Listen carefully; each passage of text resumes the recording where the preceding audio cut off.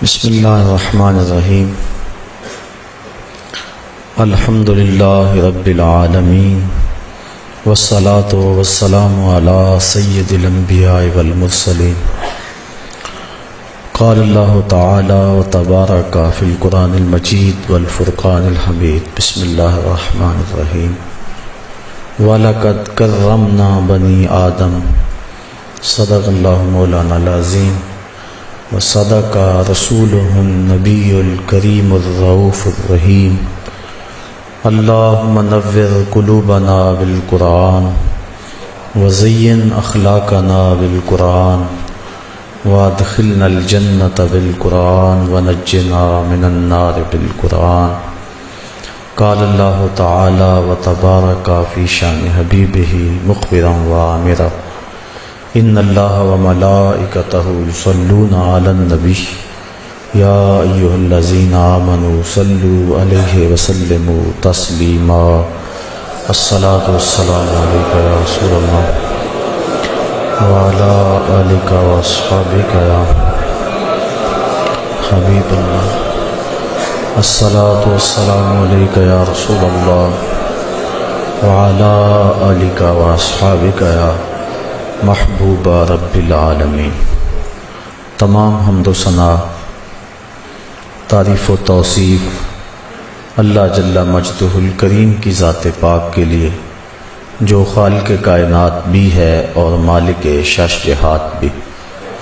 اللہ جل وعلا کی حمد و ثنا کے بعد حضور نبی اکرم شفیع امم رسول محتشم نبی مکرم اللہ کے پیارے امت کے سہارے رب کے محبوب دانائے غیوب مالک رقاب امم فخر عرب و عجم والی کون و مکان سیاہ لا مکان سید انس و جاں سرور لالا رخاں نیر تاباں سرنشین مہوشاں ماہ خوباں شہنشاہ حسینہ تتمہ دوراں سر خیل زہرہ جمالا جلوہ صبح ازل نور ذات لم یزل باعث تکوین عالم فخر آدم و بنی آدم نیر بدہا رازدار ما اوہا شاہد ما طغا صاحب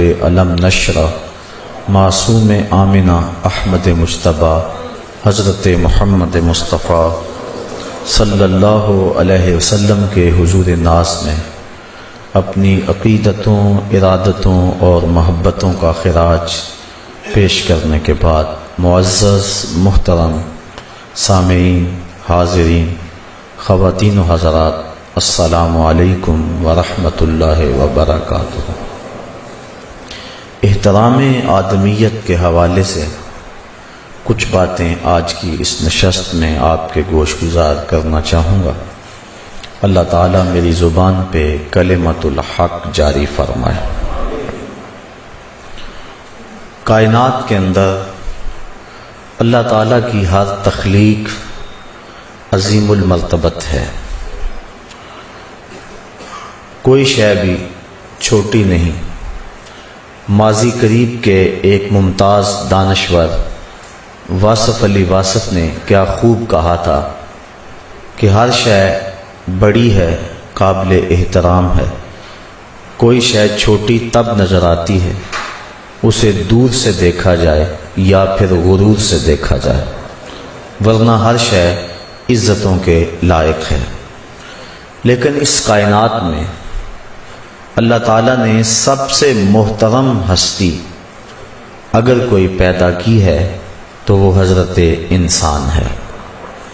حضرت آدم علیہ السلام کو کرامت کا تاج پہنایا، فرشتوں کی جبین نیاز ان کے حضور جھکی، عزتوں کی مسند پہ حضرت انسان کو بٹھایا گیا، اور جو احترام حضرت انسان کا ہے وہ کسی اور مخلوق کو حاصل نہیں ہے۔ بلکہ انسان تو انسان رہا، اللہ کے محبوب علیہ السلام نے ارشاد فرمایا اکرموا امتکم النخلہ، اپنی پھپھی کھجور کی عزت کیا کرو، چونکہ یہ حضرت آدم علیہ السلام کے خمیر سے بچی ہوئی مٹی سے بنائی گئی ہے، اس لیے رشتے میں تمہاری یہ پھپھی لگتی ہے۔ تو انسان کے ساتھ کھجور کا یہ تعلق اس بنیاد پر اس کی تعظیم کرنے کا اور اس کے احترام کو ملحوظ رکھنے کا حکم دیا گیا۔ بلکہ ایک حدیث میں حضور نے مومن کو مشابہت دی کھجور سے، ارشاد فرمایا کہ مومن کس درخت کے مشابہ ہے کہ جو پھل بھی ہمیشہ دے اور اس کے پتے بھی نہ جھڑے۔ ایک صحابی کہتے ہیں کہ میرے ذہن میں کھجور کا درخت آیا، لیکن اس کے باوجود میں نے عرض کرنے کی جسارت نہ کی، اس احترام میں کہ بزرگ صحابہ تشریف فرما ہیں، لہٰذا میں کیوں بولوں۔ بعد میں حضور علیہ السلام نے فرمایا کہ اس سے مراد کھجور ہے، کہ مومن کی مثال کھجور کے درخت کی طرح ہے کہ جو خزاں میں بھی چھاؤں دیتا ہے اور ہر موسم میں پھل بھی دیتا ہے۔ تو مومن کا وجود نفع بخش ہے۔ کھجور کو تعظیم دی کہ آدم علیہ السلام کے وجود سے بچی ہوئی کچھ مٹی سے کھجور کو تخلیق کیا گیا، اور اس کی تعظیم و اکرام کا حکم اس لیے ارشاد ہوا۔ اب آدم علیہ السلام اور بنی آدم کی عزت، تکریم اور احترام کا عالم کیا ہوگا۔ اسلام نے انسان کی تعظیم اور اولاد آدم اور آدم کے احترام کا ہمیں درس دیا ہے۔ اسلام کے علاوہ جتنے بھی مذاہب ہیں ان کے ہاں یہ تصور نہیں ملتا احترام آدمیت کا جو اسلام کے ہاں ہے، بلکہ غیر الہامی مذاہب کے اندر تو انسان کی سخت تحقیر کی گئی ہے۔ میں نے اس دن ڈارون کے حوالے سے آپ کے سامنے بات رکھی تھی کہ اس نے بندروں کی مہذب صورت انسان کو کہا ہے۔ انسان نے انسانوں کو مختلف خانوں میں بانٹ کر انسان کی تذلیل کی ہے۔ ایران عہد ساسانیہ کی تاریخ پڑھے، جو رعایا تھی وہ تو اس قدر ذلت کے مقام پہ تھی کہ العیاذ باللہ۔ اسی طرح مختلف قوموں کے عروج و زوال کی داستان آپ پڑھیں تو آپ کو انسان کی تحقیر ہر دور میں ہوتی ہوئی دکھائی دے گی۔ آج بھی آپ کی ہمسائیگی کے اندر بھارت میں انسانوں کو 4 گروہوں اور ذاتوں میں تقسیم کیا گیا۔ اس میں جو اچھوت ہیں وہ اس قدر گرے ہوئے ہیں کہ انہیں کسی قسم کے کوئی حقوق حاصل نہیں ہیں، حتیٰ کہ وہ اپنے مذہب کی کتاب کی تلاوت بھی نہیں کر سکتے اور اپنے مذہب کی تعلیم کو سن بھی نہیں سکتے۔ اور ان کے مذہب میں یہ بات لکھی ہے کہ اگر شودر کتاب کو پڑھتا ہوا پایا جائے تو اس کی زبان کاٹ دو، اور اگر وہ اپنے مذہب کی تعلیم کو سنتا ہوا پایا جائے تو اس کے کانوں کے اندر سیسا پگھلا کے ڈال دو۔ اس کو یہ حق بھی ان کا مذہب نہیں دیتا کہ وہ اپنے مذہب کی باتیں ہی سن لے۔ اس طرح دنیا کے دیگر مذاہب کے اندر بھی ایسا ہوا۔ ہم تاریخ عالم کے اندر ایسے مذاہب کا تذکرہ بھی پڑھتے ہیں جنہوں نے زمین کو پوتر سمجھا اور انسان کو ناپاک سمجھا، اور مرنے کے بعد زمین کے اندر اس کو دفن نہ کیا کہ زمین ناپاک ہو جائے گی۔ پانی کو بھی پوتر سمجھا، مقدس سمجھا، اور پانی میں بھی نہ بہایا کہ اس سے پانی ناپاک ہو جائے گا، حتیٰ کہ آگ میں بھی نہ جلایا کہ آگ ناپاک ہو جائے گی۔ اب مرنے والا باپ ہے یا ماں، بہن ہے یا بیٹی، بیٹا ہے یا اس کا اور کوئی عزیز رشتہ دار، نہ اس کو پانی میں بہائیں نہ اس کو زمین میں دفن کریں، تو اب اس شخص کا ٹھکانہ کیا ہوگا؟ گھر میں تو رکھ نہیں سکتے، تو وہ یوں کرتے کہ اس کی لاش کو باہر جنگلوں میں درختوں کے ساتھ باندھ آتے، حتیٰ کہ مردہ خور جانور اس کے جسم کی بوٹیاں نوچ کے لے جاتے، اور اس طرح انسان کی تحقیر ہوتی۔ مصر کی تہذیب کا یہ حصہ تھا کہ انہوں نے انسانوں کو مختلف گروہوں میں بانٹا ہوا تھا۔ غلام کی تو کوئی زندگی نہیں تھی، جب فوت ہوتا تو اس کے لیے تدفین کے ضابطے الگ تھے، اس کو عام قبر میں دفن نہ کیا جاتا بلکہ کسی عالی نصب پہاڑ کی گہری غار اس کے لیے منتخب کی جاتی، اس کے اندر اس کے لیے سونے کی مرصع کرسی رکھی جاتی، مختلف غذائیں بھی اس کے لیے اس غار میں رکھی جاتی، اور ظلم یہ ہوتا کہ چند زندہ مرد اور عورتیں اس کی خدمت کے لیے اس غار میں رکھے جاتے اور دیوار چن دی جاتی۔ ان لوگوں کا دم کس طرح گھٹ گھٹ کے مرتا ہوگا اس کا ذرا تصور کیجئے۔ کچھ عرصہ قبل مصر میں کھدائی کے دوران سونے کی کرسیاں اور انسانی ڈھانچے مختلف پہاڑوں سے برآمد ہوئے اور تاریخ کی اس بات پر مہر تصدیق لگ گئی۔ تو انسان کو انسان نے ہی ذلت کا شکار کیا ہے۔ اللہ نے تو انسان کے سر پہ کرامت کا تاج رکھ کے پوری کائنات میں سب سے معتبر ہستی حضرت انسان کو بنایا ہے۔ احترام آدمیت کی تعلیم ہمارے مذہب نے ہمیں دی اور ہمیں اس بات کی تاکید کی کہ جو انسان ہے اس کو حرمت حاصل ہے۔ یہ بکری اور دیگر جانوروں کا گوشت کھایا جاتا ہے، انسان کا جو گوشت حرام کیا گیا ہے یہ حرمت کی وجہ سے کیا گیا ہے۔ اس کے تقدس کے پیش نظر اس کے گوشت کو اور اس کے خون کو، اعضائے بدنیہ کو حرام قرار دیا گیا ہے، تقدس اور حرمت کی وجہ سے، ورنہ بکری اس سے پاکیزہ نہیں ہے۔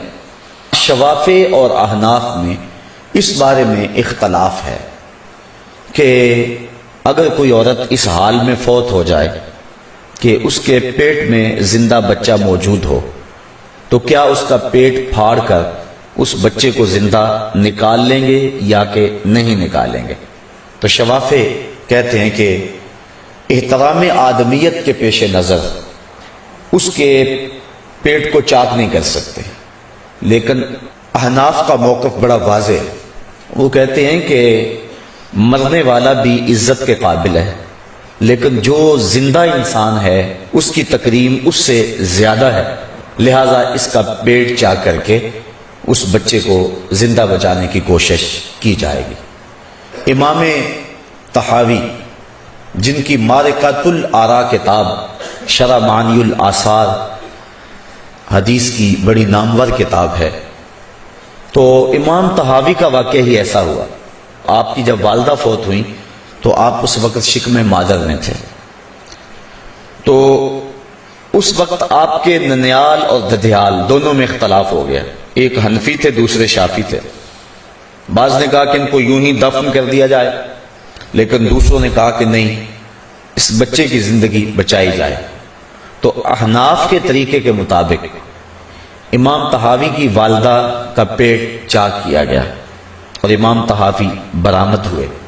پھر وہ پڑھے، ان کے ننیال احناف تھے لیکن ددیال جو تھے وہ شوافع تھے، تو شافعی مذہب کے مطابق ہی انہوں نے تعلیم حاصل کی، لیکن پھر کچھ عرصہ گزرنے کے بعد جب انہوں نے تحقیقات کی اور کتب کو دقت نظر امعان نگاہ سے دیکھا تو انہوں نے کہا کہ جو مسلک حنفی ہے وہ زیادہ بہتر اور درست ہے اور حقیقت اور فطرت کے زیادہ قریب ہے، تو انہوں نے اس مسلک کو چھوڑ کر احناف کے مسلک کو اختیار کر لیا ان دلائل سے متاثر ہو کر۔ لیکن یہ بڑے لطیفے کی بات ہے کہ کسی نے امام طحاوی سے پوچھا کہ تم نے مسلک شافعی کیوں چھوڑا اور مسلک امام ابو حنیفہ کیوں اختیار کیا؟ تو امام طحاوی فرمانے لگے کہ مسلک شافعی تو میرے دنیا پر آنے کے لیے ہی راضی نہیں تھا، تو ہمارے دین نے ہمیں یوں انسان کی تکریم اور عزت سکھائی ہے اور اس بات کی ہمیں تعلیم دی۔ اللہ کے محبوب علیہ السلام تشریف فرما تھے کہ حضرت سعد قبیلہ انصار کے سردار تشریف فرما ہوئے، تو آقا کریم علیہ السلام نے اس مجلس میں موجود صحابہ سے فرمایا، قوموا الی سیدکم، یہ تمہارا سردار ہے، اس کا اٹھ کر استقبال کرو۔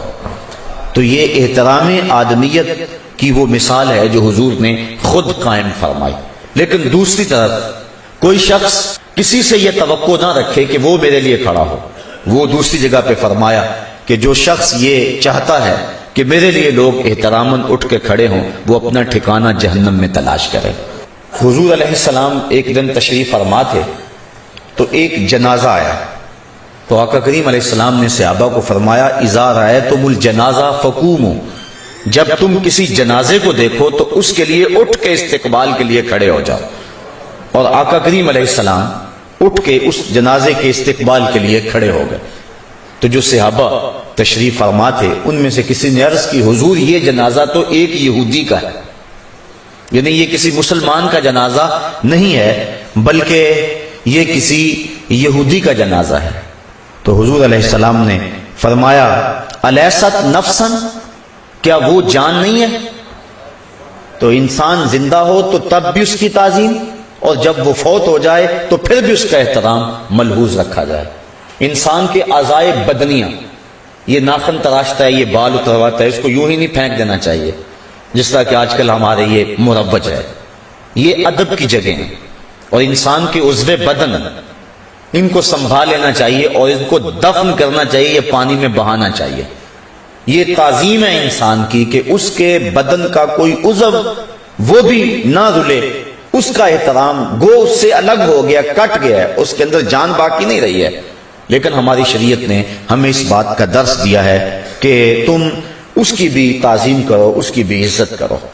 اور ہمارے فقہا نے یہ مسئلہ اور جزیہ بیان فرمایا سور الآدمی طاہر ولو کان کافر، آدمی کا جوتا پاک ہے چاہے وہ کافر کیوں نہ ہو، اس کے کفر کی نجاست اپنی جگہ، لیکن بحیثیت انسان اس کا یہ احترام ہے کہ اس کا جوتا پاک ہے، ناپاک نہیں ہے۔ اسلام سے قبل جس عورت کو حیض آتا اس کے برتن الگ کر دیتے، اور آقا کریم علیہ السلام نے فرمایا لیست الحیض فی یدہا، اس کے ہاتھ میں حیض تو نہیں رکھا ہوا، اور اس کو بھی تعظیم دی، بلکہ جنبی کا پسینہ پاک ہے۔ امام بخاری نے باقاعدہ باب باندھا اس پہ، اگر کوئی شخص جنابت سے ہے اور اس کو پسینہ آ گیا، پسینے کے قطرے گرے تو وہ قطرے ناپاک نہیں ہوں گے۔ یہ حرمت ہے انسان کی، یہ انسان کی عزت ہے کہ اس کا پسینہ بھی پاک، اس کا جوتا بھی پاک۔ اور میرے اور آپ کے آقا و مولا نے اس بات کی ہمیں تعلیم دی ہے کہ ایک دوسرے کے جوتا کھانے کے اندر شفا رکھی گئی۔ سور المومن فیہ شفاء، مومن کے جوتے میں بھی شفا ہے۔ آج ہم اپنی زندگی کے اندر اپنے برتن الگ الگ رکھتے ہیں اور باہم اکٹھے بیٹھ کر کھانے میں آر محسوس کرتے ہیں، اصل ہم احترام آدمیت سے واقف نہیں ہے۔ جب دو آدمی اکٹھے کھائیں، میرے اور آپ کے آقا و مولا نے فرمایا طعام الواحد کاف للاثنین، ایک کا کھانا دو کے لیے کافی ہوتا ہے اور دو کا کھانا تین کے لیے کافی ہوتا ہے۔ جب وہ اکٹھے بیٹھ کے کھائیں اللہ اس کھانے کے اندر برکت ڈال دیتا ہے جو مل کر کھایا جائے۔ حضرت ابو ہریرہ رضی اللہ تعالی عنہ فرماتے کہ مجھے سخت بھوک لگی اور حال یہ تھا کہ برداشت نہیں ہو رہی تھی۔ میں مسجد نبوی کے ایک ایسے زاویے پر جا کے بیٹھ گیا جہاں لوگوں کا گزر ہوتا تھا۔ میرا خیال یہ تھا کہ میں زبان سے سوال نہ کروں، جب انسان مجبور ہو جائے اور بھوک کے ہاتھوں مرنے لگے بقدر ضرورت سوال کر لینے کی اجازت ہے، لیکن اگر ایسی بات نہیں ہے تو پھر سوال کرنے کی شریعت نے ممانعت کی ہے۔ یہ انسان کی عزت کے خلاف ہے کہ وہ کسی کے آگے ہاتھ پھیلائے۔ بلکہ امام غازی لکھتے ہیں کہ جتنی بھی مخلوقات ہیں، سب مخلوقات جب کھانا کھاتی ہیں، جب وہ کوئی چیز کھاتی ہیں تو وہ اپنے منہ کو اس کھانے کی طرف لے جاتی ہیں۔ جو جانور پنجوں سے بھی کھاتے ہیں وہ بھی پنجوں کو پکڑ کے اپنے منہ کے قریب نہیں لاتے، بلکہ پنجوں میں پکڑ کے توڑتے اور منہ کو پھر اس سمت لے جاتے ہیں۔ اس کائنات میں صرف انسان ایسا ہے کہ جو لقمے کو اٹھا کے منہ کی طرف لاتا ہے، اس کو کھانے کی طرف نہیں جانا پڑتا، کھانے کو اس کی سمت آنا پڑتا ہے۔ یہ اللہ نے انسان کی صورت ہی ایسی بنائی ہے اور اس کی حیت ہی ایسی بنائی ہے کہ اس کی عزت میں فرق نہ آئے، تو پھر کیوں کر جائز ہوا کہ وہ اپنے لیے سوال کرے؟ ہاں لیکن فمن اضطر، جب اضطرار کی حالت ہو جائے، مر رہا ہو، تو پھر اس وقت جائز ہے۔ لیکن صوفیہ اس حالت کے اندر بھی دست سوال دراز کرنا کبھی بھی بہتر نہیں سمجھتے۔ تو حضرت ابو ہریرہ فرماتے میرے اوپر حالت کوئی ایسی تھی، میں آ کے بیٹھ گیا کہ میں سوال تو کروں گا نہیں، لیکن کوئی گزرتا ہوا میرے چہرے کو پڑے گا اور سمجھ جائے گا کہ یہ بھوکا ہے اور مجھے کچھ دے دے گا، میرا گزر اوقات ہو جائے گا۔ میں دروازے پہ بیٹھا تھا کہ حضرت عمر فاروق رضی اللہ تعالی عنہ گزرے، میں نے ان کو سلام کیا اور قرآن مجید کی کسی آیت کے بارے میں ان سے پوچھا۔ مطلب یہ تھا کہ یہ بتائیں گے، اس دوران ان کی نظر میرے چہرے پہ پڑے گی، یہ جان جائیں گے کہ ماجرا کیا ہے۔ انہوں نے اس کی جو تشریح تھی وہ بتائی اور چل دیے۔ میں نے دل میں سوچا کہ میرا کام تو نہیں بنا۔ تھوڑی دیر کے بعد حضرت ابو بکر صدیق رضی اللہ تعالی عنہ آ گئے۔ میں نے ان سے بھی کسی مسئلے کے بارے میں بات کی تو انہوں نے بھی اس کو بتایا اور چل دیے۔ میں پریشان کہ میرا پھر کام نہیں بنا۔ کہا چند لمحے گزرے تھے کہ دل و قلب و نگاہ کا مرشد اولین آ گیا، حضور جلوہ فراز ہوئے۔ میں نے حضور سے بھی سوال کیا، آقا کریم نے مجھے دیکھا اور مسکرا کے کہا ابو ہریرہ بھوک لگی ہوئی ہے؟ میں نے عرض کیا حضور مجھے بھوک لگی ہوئی ہے، کیونکہ سوال ہی یہ تھا۔ کہتے ہیں حضور فرمایا ابو ہریرہ میرے ساتھ آ جا۔ حضرت ابو ہریرہ فرماتے ہیں کہ میں حضور کے ساتھ چلا گیا، حضور اندر چلے گئے، تھوڑی دیر کے بعد مجھے آواز دی کہ ابو ہریرہ آ جا۔ میں جب گیا تو دودھ کا ایک پیالہ تھا۔ فرمایا کہ ابو ہریرہ صفہ کے چبوترے پہ جو لوگ بیٹھے ہیں ان کو بلا لا۔ کہا 70 لوگ تھے جو صفہ کے چبوترے پہ تھے اور میری طرح سخت بھوکے تھے۔ میرے دل میں یہ بات آئی کہ دودھ کا ایک پیالہ ہے اور 70-72 آدمی، مجھے تو کچھ تسکین ہوئی تھی اور جان میں جان آئی تھی، لیکن حکم تھا، میں جا کے ان کو بلا لایا۔ حضور نے میرے ہاتھ میں پیالہ دیا، فرمایا ابو ہریرہ دائیں جانب سے شروع ہو جا۔ کہتے میں نے جب ایک شخص کو وہ پیالہ پیش کیا اور اس نے پیا اور خوب سیر ہو کے پیا، اور میں نے دیکھا کہ پیالے کے کناروں تک اسی طرح دودھ بھرا ہوا ہے، میرے دل کو تسلی ہو گئی کہ اب کام بن گیا۔ پھر میں نے دوسرے آدمی کو دیا، پھر تیسرے کو دیا، 70 آدمی اس پیالے سے دودھ پی چکے، لیکن ابھی تک اس پیالے میں کبھی واقعہ نہیں آئی، لگتا تھا حوض کوثر کی نہر کا کنیکشن اس پیالے سے جڑ گیا ہے۔ کہتے ہیں جب وہ سارے پی چکے، حضور نے فرمایا ابو ہریرہ تم پیو۔ کہتے میں نے وہ پیالہ اپنے لبوں سے لگایا اور جتنی مجھے خواہش تھی میں نے پیا، میں نے چھوڑ دیا۔ حضور فرمایا ابو ہریرہ اور پیو۔ تو فرماتے ہیں کہ میں نے تھوڑا سا اور پی لیا، پھر فرمایا اور پیو۔ کہا مجھے قسم ہے اس ذات کی جس نے آپ کو حق کے ساتھ مبعوث کیا ہے، میرے بدن کے اندر ایک قطرے کی بھی گنجائش نہیں ہے۔ حضور نے مجھ سے پیالہ لیا اور یہ کہتے ہوئے ساقی قوم آخرہم شربن، قوم کا جو ساقی ہوتا ہے، پلانے والا ہوتا ہے، وہ پینے میں آخر ہی ہوتا ہے، یہ کہہ کے حضور نے وہ پیالہ نوشے جاں کیا۔ 70-72 آدمی ایک پیالہ دودھ کا پی گئے۔ اعلیٰ حضرت فرماتے ہیں ہاں جناب ابو ہریرہ کیسا تھا وہ جام شیر جس سے 70 صاحبوں کا دودھ سے منہ بھر گیا۔ میرے استاذ المکرم آپ فرمایا کرتے تھے کہ یہ پہلو تو بڑا واضح ہے کہ دودھ کا ایک پیالہ 70-72 آدمیوں کے لیے کافی ہو گیا۔ فرمایا کرتے تھے کبھی اس پہ بھی غور کر لیا کرو کہ 72 آدمیوں کا جھوٹا 2 جہاں کا سلطان پی رہا ہے۔ کبھی اس معاملے کی طرف بھی آپ کی توجہ جانی چاہیے۔ تو آج ہم مل کے نہیں کھاتے ہیں، ایک دوسرے سے ہمیں گھن آتی ہے اور احترام آدمیت کے ان ضابطوں کو ہم بھول گئے ہیں جو ہمیں شریعت نے دیے ہیں۔ اس لیے جب انسان باہم مل کے بیٹھتے ہیں تو ان کے کھانے میں برکت ہوتی ہے، اور مومن کے جوٹے کے اندر بھی اللہ تعالیٰ نے شفا رکھی ہوئی ہے۔ اللہ اکبر۔ تو یہ اسلام کا دیا ہوا احترام آدمیت ہے۔ جو شخص اسلام میں بوڑھا ہو جائے اللہ نے اسے یہ احترام دیا ہے کہ اس کی عزت اور توقیر کا حکم دیا، اور فرمایا لیسا منا من لم یرحم صغیرنا ویوقر کبیرنا، وہ ہم میں سے نہیں ہے جو چھوٹوں سے شفقت نہیں کرتا اور بڑوں کی تعظیم نہیں کرتا۔ بلکہ صوفیہ تو کہتے ہیں کہ چھوٹے کے ساتھ محبت اس لیے کرو کہ اس کے گناہ میرے سے کم ہوں گے، اور بڑے کی تعظیم اس لیے کرو کہ اس کی نیکیاں مجھ سے زیادہ ہوں گی۔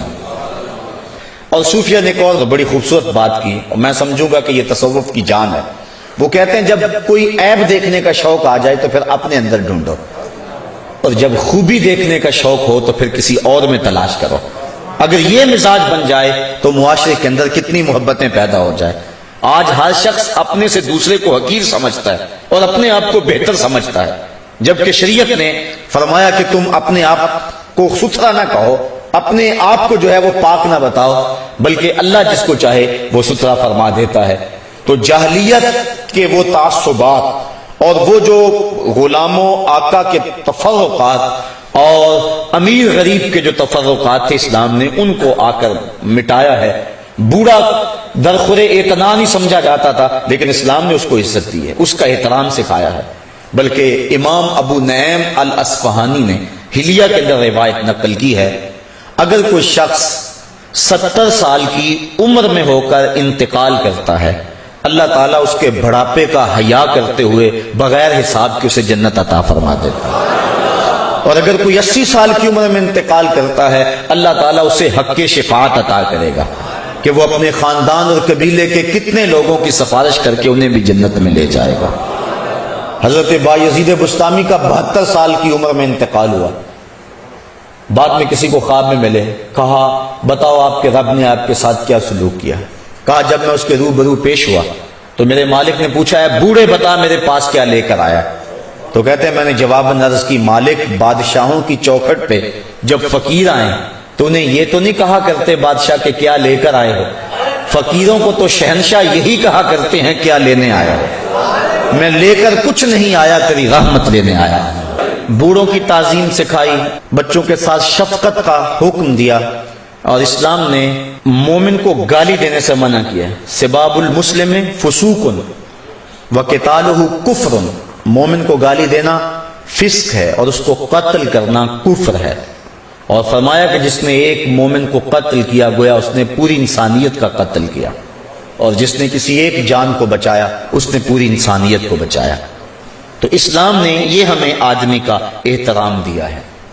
بندہ اور آقا کا امتیاز عرب میں بہت سارا تھا، لیکن اس کو عملی طور پہ حضور نے مٹایا۔ خطبہ حجۃ الوداع کے موقع پر فرمایا کہ میں ان باتوں کو اپنے پاؤں تلے رونتا ہوں، کوئی عربی اجمی، کوئی گورا کالا اور کوئی امیر غریب، ان کے تفرقات نہیں ہوں گے۔ ہاں اللہ کے ہاں عزت کا ایک معیار ہے، اور وہ کیا؟ ان اکرمکم عند اللہ اتقاکم، جو اللہ سے زیادہ ڈرنے والا ہے وہ اللہ کے ہاں زیادہ عزت والا ہے۔ ورنہ سارے انسانوں کو ان کی ماں نے آزاد جنم دیا ہے، اور کسی کو حق نہیں پہنچتا کہ ان کو غلام بنائے۔ اور شریعت اسلامیہ نے ہمیں کتنے ضابطے دیے جس سے غلاموں کی آزادی کا سامان ہوا۔ روزہ توڑ بیٹھو تو غلام آزاد کرو، قسم توڑ بیٹھو تو غلام آزاد کرو، زہار کے کفارے میں غلام آزاد کرو۔ تو کتنے کفارات ہیں۔ اس کے علاوہ بھی غلام آزاد کرنے کی ترغیب دی، اور ایک وقت آیا کہ دنیا سے غلامی ختم ہو گئی، اور جب تک غلام موجود رہے ان کے ساتھ اس نے سلوک کا درس دیا۔ آقا کریم نے اپنی امت کو جو آخری وصیت کی وہ 2 وصیتیں تھیں، ایک نماز کی اور دوسری فرمایا کہ 2 کمزوروں کے بارے اللہ سے ڈرنا، ایک بیوی اور دوسرا غلام۔ کہا یہ تمہارے دست نگر ہیں، کہیں ایسا نہ ہو کہ تم ان کو دکھ پہنچاؤ، بلکہ فرمایا عبیدکم اخوانکم، تمہارے غلام تمہارے بھائی ہیں، جو تم خود کھاتے ہو ان کو وہ کھلاؤ۔ تو یہ ترغیب دی۔ اور حضرت علی المرتضیٰ رضی اللہ تعالیٰ عنہ جب بازار میں کپڑا خریدنے جاتے تو اپنے غلام کو ساتھ لے کے جاتے، اور فرماتے کہ جس طرح میں خریدوں گا اس طرح کا کپڑا تو پہنے گا۔ اور امتیاز بندہ و آقا یہ اسلام نے مٹایا ہے۔ جب یروشلم فتح ہوا تو حضرت عمر فاروق رضی اللہ تعالیٰ عنہ اپنے ایک حبشی غلام کے ساتھ یروشلم مفتوحہ علاقے میں دورے کے لیے تشریف لے گئے۔ 25 لاکھ مربع میل کا حکمران ہے، لیکن ایک غلام ایک اونٹ، یہ کل پروٹوکول ہے، اور آپ جا رہے ہیں۔ اب اسلام نے تو جانوروں کے حقوق بھی متعین کیے ہیں، تو 2 آدمی اس کے اوپر سوار نہیں ہوتے، باری باری سوار ہوتے ہیں۔ کبھی غلام کی باری آ جاتی ہے، کبھی آقا کی باری آ جاتی ہے، کبھی غلام آگے نکیل تھامے چلتا ہے اور کبھی حضرت عمر فاروق چلتے ہیں۔ جب یروشلم کے قریب پہنچے تو حضرت عمر فاروق کی باری نکیل تھامنے کی آگے، اور جو غلام تھا اس کی باری اوپر سوار ہونے کی آگے۔ غلام نے عرض کی حضور اب شہر قریب دکھائی دے رہا ہے، میں اپنی باری رضامندی سے چھوڑتا ہوں، آپ میری جگہ تشریف لے آئیں، تاکہ آپ امیر المومنین ہیں اور لوگ وہاں آپ کے انتظار میں کھڑے ہوں گے، تو اس حوالے سے آپ کو اونٹ کے اوپر ہونا چاہیے۔ فرمایا جب باری تیری ہے تو میں اوپر کیسے بیٹھ سکتا ہوں؟ میں کل کیا جواب دوں گا؟ حضرت عمر فاروق اس اونٹ کی نکیل تھامے تھامے آگے چل رہے ہیں. آگے دو رویا کتاروں کے اندر مسلمان بھی اور اس علاقے کے دوسرے غیر مسلم بھی موجود ہیں. جب انہوں نے دیکھا تو ان کے سینے کانپ رہے تھے کہ مسلمانوں کا امیر المومنین کتنے روب داب سے آئے گا. لیکن جب دیکھا کہ اونٹ کے اوپر ایک کالے رنگ کا شخص بیٹھا ہے اور نیچے ایک شخص اس کی نکیل تھامے آ رہا ہے, انہوں نے کہا مسلمانوں, ہمارے دل میں تو بڑا تصور تھا تمہارے امام کا, یہ تو رنگ کا کالا ہے, اس کی ناک تو چپٹی ہے, اس کے ہونٹ تو موٹے ہیں, یہ تو کوئی حبشی نژاد نظر آتا ہے, اس سے تو اس کا غلام سونا ہے جو نکیل تھامے تھامے آگے چل رہا ہے, روب اس کا زیادہ دکھائی دے رہا ہے. تو مسلمانوں نے کہا کہ تم دھوکہ کھا گئے ہو, ہمارا امام وہ نہیں ہے جو اونٹ کے اوپر سوار ہے, ہمارا خلیفہ تو وہ ہے جو نکیل تھامے ساتھ ساتھ پیدل چل رہا ہے. فقط اسلام دنیا میں یہ منظر پیش کرتا ہے کہ آقا چل دیے پیدل, سواری پہ غلام آیا.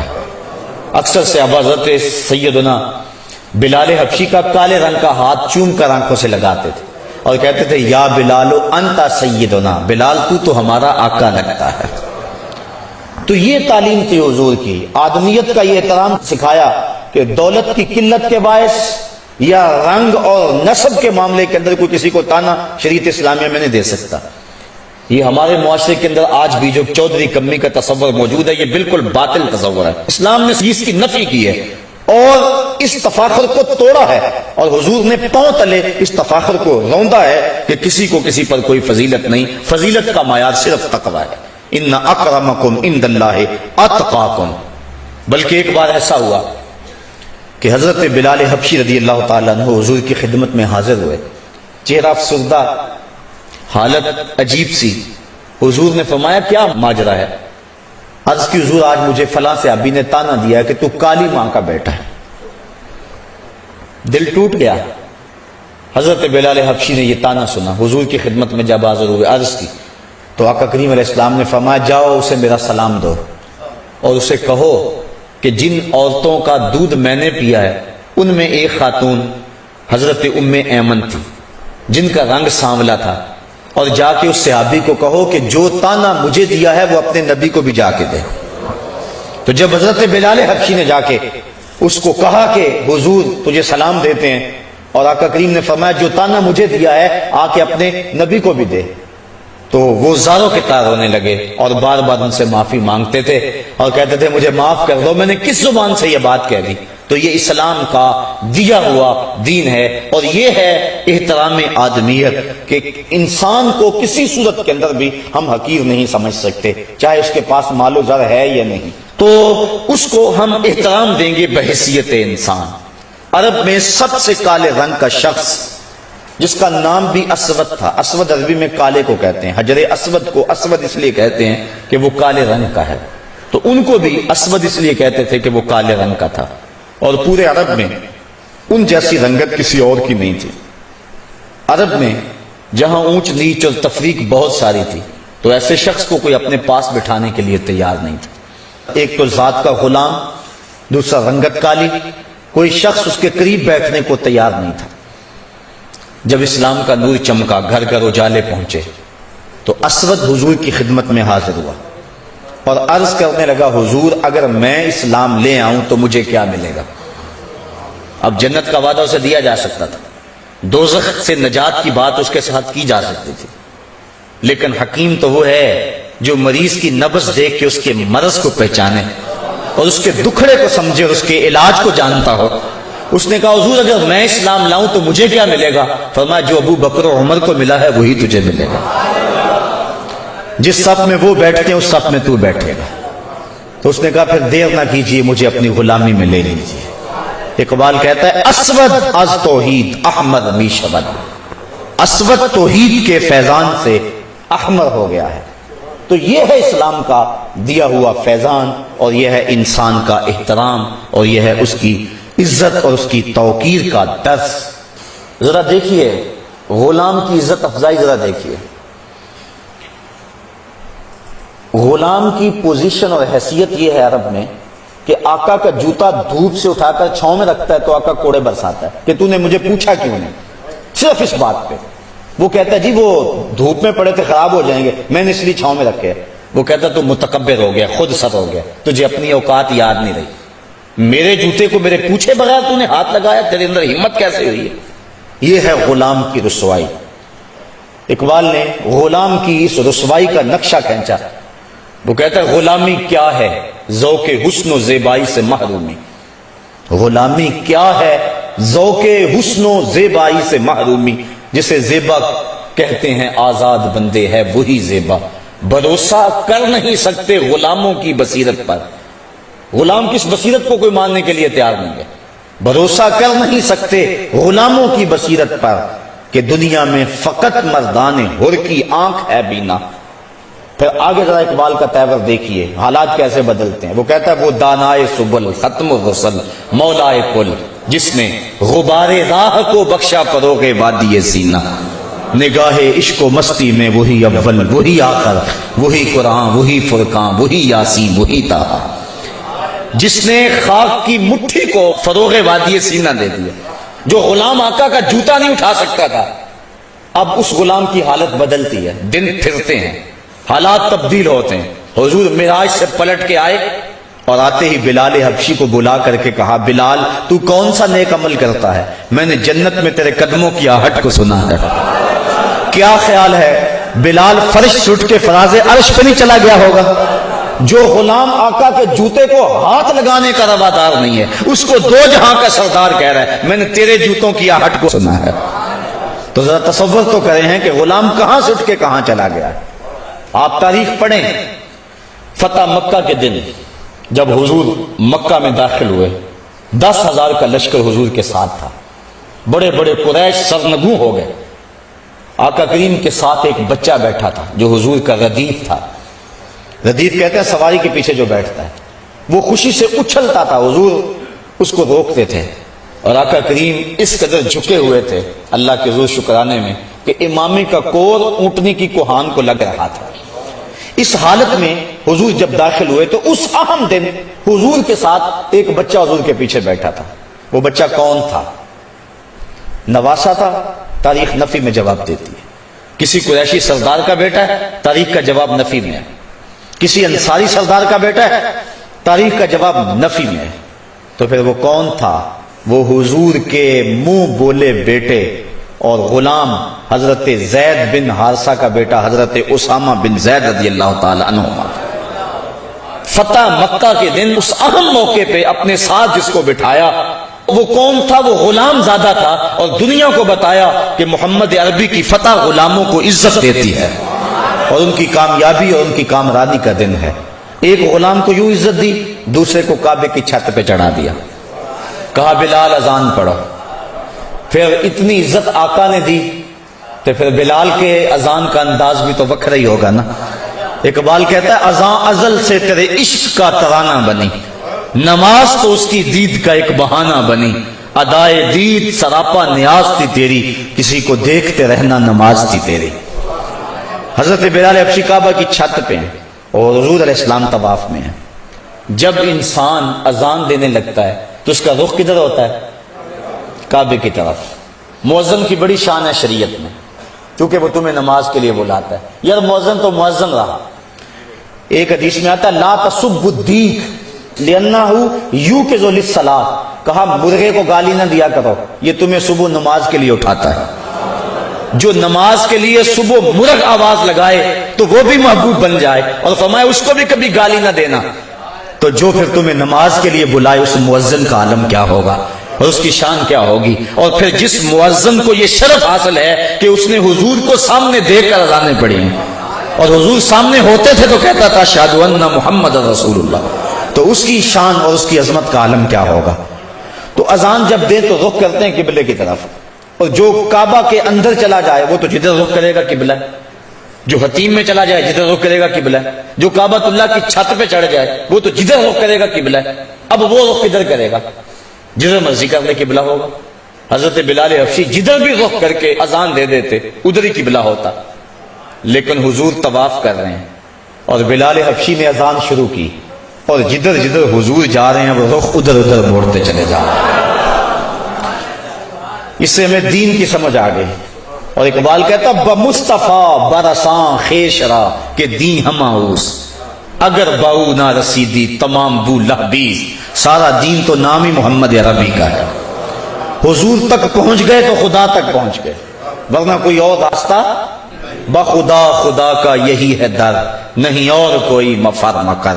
جو وہاں ہو یہیں آ کے ہو، جو یہاں نہیں وہ وہاں نہیں، وہی لا مکان کے مکی ہوئے، سر عرش تخت نشیں ہوئے۔ وہ نبی ہیں جس کے ہیں یہ مکان، وہ خدا ہے جس کا مکان نہیں۔ صاحبو، یہ مضمون بھی اپنے دامن میں بڑی وسعت رکھتا ہے، حرمت انسانیت، لیکن وقت کی نزاکتیں پھر آڑے آئیں۔ اللہ مجھے آپ کو اپنی رحمتوں اور کرم نوازیوں کا حقدار بنائے۔